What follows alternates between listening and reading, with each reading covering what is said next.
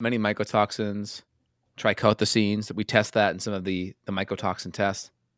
Yeah, induced neuronal cell apoptosis. So some of that could be you're just causing the cells in the brain, and especially the substantia nigra of the midbrain. That's where dopamine cells are being produced.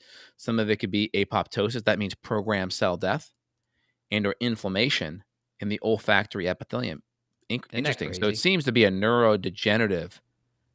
And then look, it says ochratoxin A causes acute depletion of dopamine and its metabolites. Look at So I that. wonder if that's it sounds like it's possibly a stress response, right? Because Mhm. dopamine tends to go downstream to adrenaline.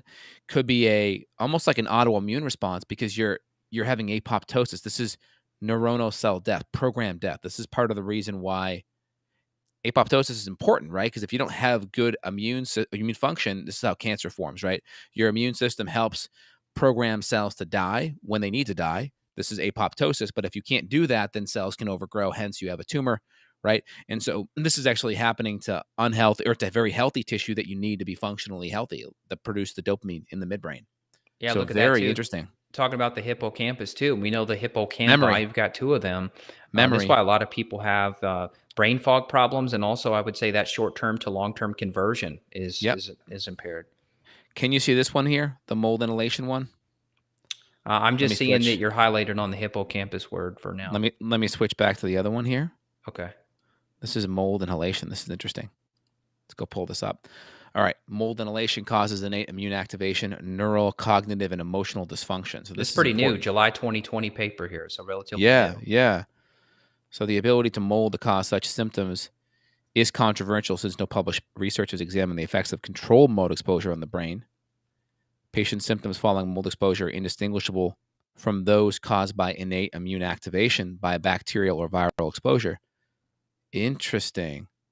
So in this study here, they added in, see here, toxic and non-toxic mold stimuli would cause innate immune activation with concomitant neural effects and cognitive and emotional behaviors.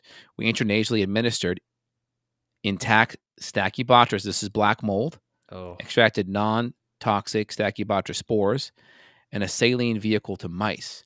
you don't As want to be that predicted, mouse. wow, no, as predicted, intact spores increase interleukin 1 beta, immune reactivity in the hippocampus. Both spore types decrease neurogenesis. This is forming new neurons in the brain and cause striking contextual memory deficits in young mice while decreasing pain thresholds. So this is another word saying causing more pain in the body. So if you have mold exposure, joint pain could happen, right? And And of course, check enhancing out the next line auditory too. and Look enhancing at the auditory acute memory in older mice. look at the Non-toxic spores anxiety.